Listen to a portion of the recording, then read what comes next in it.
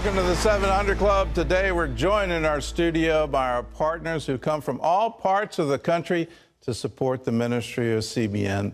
But first in the news, Brett Kavanaugh, he had a hearing yesterday, and his nomination to the Supreme Court is now in the hands of the U.S. Senate. And after Thursday's historic hearing, it's now up to a few senators from both parties to decide if he'll be confirmed. Well, the hearing began with an emotional accusation of sexual assault from Dr. Christine Blasey Ford, followed by a vehement denial from Judge Kavanaugh. We have two reports from CBN News, beginning with Abigail Robertson on Thursday's powerful testimony. In a hearing that gripped the nation on Thursday, Dr. Christine Blasey Ford and Judge Brett Kavanaugh both gave emotional testimonies about what they remember from 1982. Dr. Ford, with what degree of certainty do you believe Brett Kavanaugh assaulted you? 100%. Dr. Ford described in detail what she believes happened. Brett groped me and tried to take off my clothes. I believed he was going to rape me.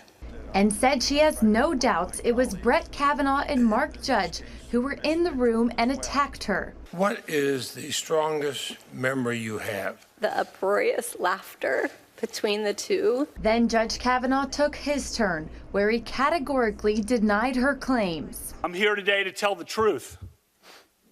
I've never sexually assaulted anyone. Not in high school, not in college, not ever. And said while he believes something may have happened to Dr. Ford, he did not do it. The other night, Ashley and my daughter Liza said their prayers. And little Liza, all of 10 years old,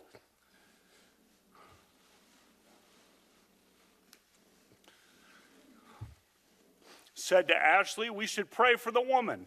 Kavanaugh told how this process has destroyed his family and good name, consequences that will follow them for decades. I love coaching more than anything I've ever done in my whole life. But thanks to what some of you on this side of the committee have unleashed, I may never be able to coach again. Kavanaugh confronted Democrats head-on. This confirmation process has become a national disgrace. Judge Kavanaugh assured senators no matter what, he's not backing out of this process. You may defeat me in the final vote, but you'll never get me to quit. Never. And now to Jennifer Wishon for Washington's reaction to the hearing. Abigail, as soon as they got the chance, some Republicans unleashed their anger on Democrats for dragging Judge Kavanaugh and his family through the mud in an effort, they say, to score cheap political points ahead of the midterms. If you wanted an FBI investigation, you could have come to us. What you want to do is destroy this guy's life, hold this seat open, and hope you win in 2020. You've said that. This is the most unethical sham since I've been in politics. This is a national disgrace, the way you're being treated. Pastor Robert Jeffress, who sits on the president's Evangelical Advisory Board, says Democrats demonstrated how far they'll go to protect abortion rights. The hearings put the hypocrisy of the Democrats on full display, he says, when we all know that their number one objection to Judge Kavanaugh is that he might restrict in some way the murder of 700,000 females every year in the womb through abortion. But even if Kavanaugh is confirmed, Democrats believe Dr. Ford served as a credible witness who will energize their base come November. She was credible, calm.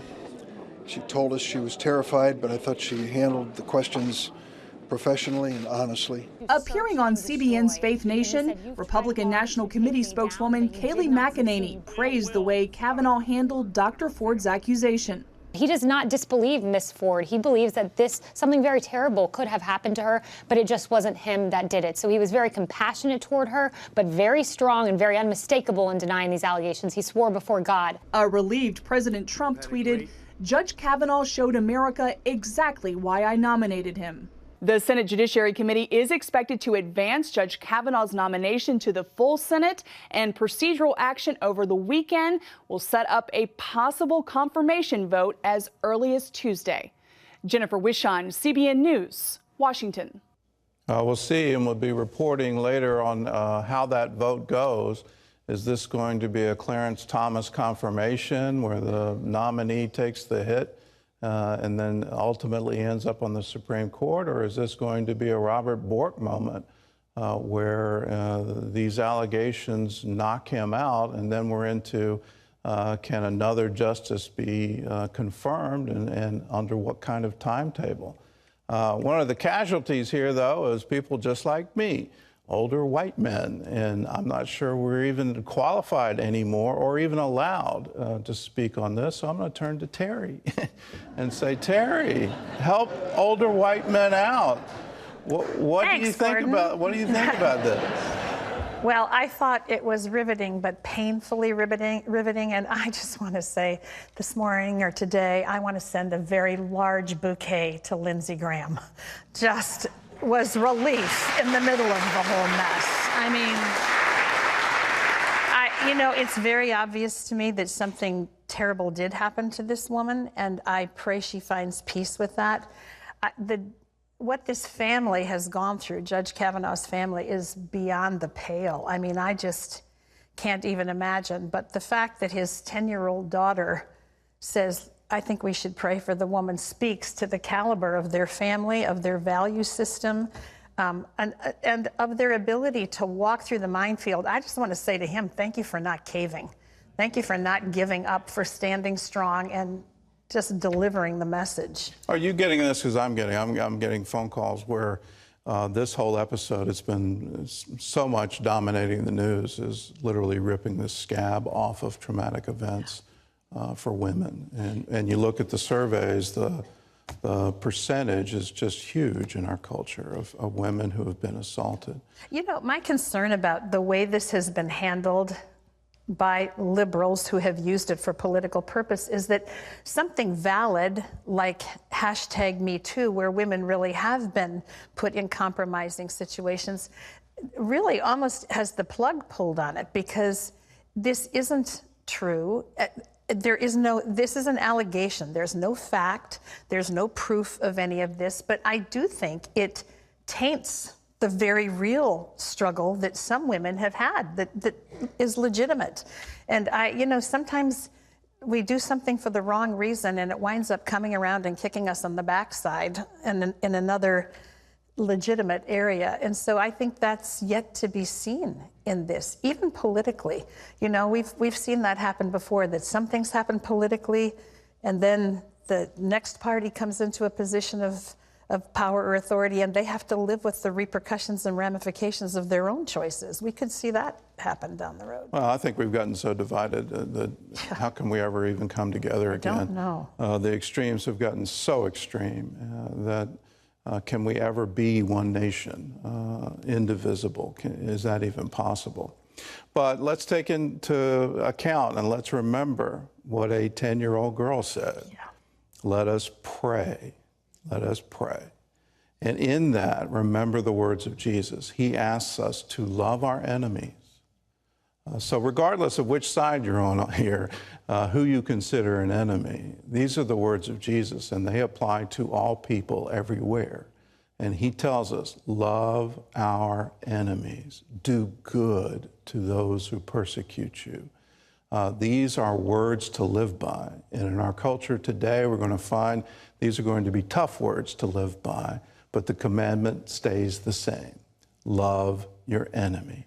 Do good to those who persecute you. In other news, Israeli Prime Minister Benjamin Netanyahu has warned the United Nations Iran is still working on a nuclear weapon. Ephraim Graham has that story from the CBN newsroom. Ephraim? Gordon, just a few months after Netanyahu revealed that Israel had discovered a secret Iranian atomic archives, he told the United Nations Thursday Iran has another facility, which he called Iran's secret atomic warehouse. Netanyahu says Iran has not destroyed the two locations because it wants to build a nuclear weapon. In fact, it planned to use both of these sites in a few years, when the time would be right to break out to the atom bomb. But ladies and gentlemen, rest assured, that won't happen. It won't happen because what Iran hides, Israel will find.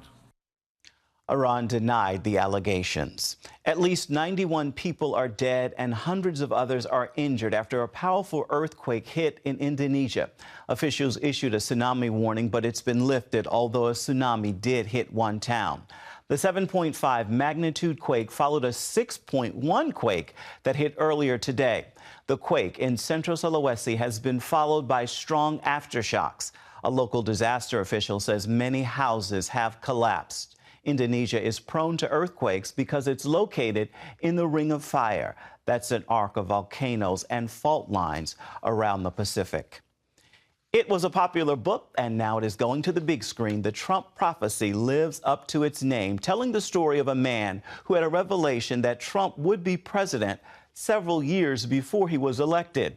But as Wendy Griffith shows us, the movie hasn't been without controversy. My job as a fireman was to react calmly. But what I saw last night scared me so much. The Trump Prophecy movie is the story of former firefighter Mark Taylor, who says he received a special message from God in 2011 that then businessman Donald Trump was headed for the White House. Producer Rick Eldridge says he wasn't sure he wanted to do the film. I knew it was going to be controversial. I knew it was not going to be an easy movie to make. But I also knew that we had a nation that really needed to hear some messages of God's intervention in our country. The movie relives the night Mark Taylor received what he calls the Commander-in-Chief prophecy. I didn't know a lot about Donald Trump. I just knew he was a very powerful businessman. So I'm listening to him on an interview, and all of a sudden I just heard the voice of the Lord say, "You're hearing the voice of a president." Chris Nelson, an actor and film professor at Liberty University, played the part of Taylor. It's really about a common man hearing from the Lord and being given wisdom and advice from, fellow believers to pray about that. One of those believers was Mary Colbert, wife of Dr. Don Colbert, who was treating Mark for an illness. After hearing Mark's prophecy, she started a nationwide prayer movement for the presidential election, a movement that became a key part of the movie. There's a mandate for us as believers to pray for those in authority over us. And so that's a deeper message that we really emphasize in the movie. Action! The film was made with the help of Liberty University film students, despite the fact that thousands of students signed a petition saying they didn't want the movie made. Facebook also was not a fan and temporarily blocked all promotional ads, claiming the movie was too political. But Nelson says most people were just reacting to the T word. They get squirmy when they hear the words Trump and God together, because they think that somehow it's lessening, I think, who God is by even mentioning his name with Trump. And I think, well, goodness, aren't we all glad that that's not how we feel about ourselves? Wendy Griffith, CBN News. 2011. The Trump Prophecy is in movie theaters for 2 nights only, October 2nd and 4th. You can find out how to buy tickets at cbnnews.com. Gordon? Well, residents across North Carolina are still trying to rebuild in the wake of Hurricane Florence, but many are finding that the task is too great for them to do alone. Judy Nelson is a widow whose house was filled with mold. No one could help her until she met an army from Operation Blessing. When Hurricane Florence hit New Bern, North Carolina and flooded Judy Nelson's home, she had nowhere to turn for help. I'm a widow. My brothers are all older than me. They broke down. They can't help me. I don't have a lot of young family members here. And then the ones that I do have, they can't lead them good jobs to come here and help me, even though they may want to. The devastation was so great, and there were so many families who needed help. Judy knew only God could provide. And if you live by God's covenant and put God back first, he'll be right there for you. And I know that. Then a volunteer team from Operation Blessing arrived. I knew God has not forgotten me. And he sent people when I needed them the most. I needed them walls done and I needed these floors up. It was right on time, because he is right on time. So Judy's insurance will cover the cost of replacing the contents of her house. The insurance company will even cover putting new drywall in. What they won't cover is the cost of tearing the old drywall out. So we're here to help. Operation Blessing got right to work. We tore up our old flooring and cut out that drywall that was already starting to mold. I can't do it. I was rescued. I knew it was God sending y'all to me. When our work was done, our volunteers took the time to pray with Judy. Now she can begin to take those first steps toward recovery. Y'all was the cavalry. The only thing you didn't have was a white horse and the army uniform on. But you had Operation Blessing. That was the best uniform. And they came when I needed them. Thank you, Lord. Be a part of it. The storm has passed. The floodwaters are now finally receding. But what's left is still a disaster. And so if you want to help, we've got a special fund for you. All you have to do is call us, 1-800-700-7000. Say, I want to give to the Operation Blessing Disaster Relief Fund. You can write to us, CBN Center, Virginia Beach, Virginia, 23463, or you can go to the website and give on cbn.com. But do it now. Be a part of it. 1-800-700-7000. And as you saw, the relief efforts in North Carolina are ongoing, and Operation Blessing needs volunteers. We'll be accepting volunteers at the Without Limits Christian Center in New Bern, North Carolina, daily starting at 8 a.m. Monday through Saturday. We do observe Sunday, day off. And we'll give you work assignments, we'll give you tools, and we'll provide a free lunch. Free housing is also available if you're out of town and you want to volunteer. But if you're out of town, you have to register in advance. So call 1-800, this is a special number, 1-800-677-7974. That's for volunteers. There's more information about it at ob.org, operationblessing.org, so ob.org. If you want to volunteer and help people, it's tough work, it's hot work, it's difficult work, but if you want to do it, you'll see the gratitude of the people face to face, and you can hear them say, you've come to me, you're like the rescuer for me. So do it now, be a part of it.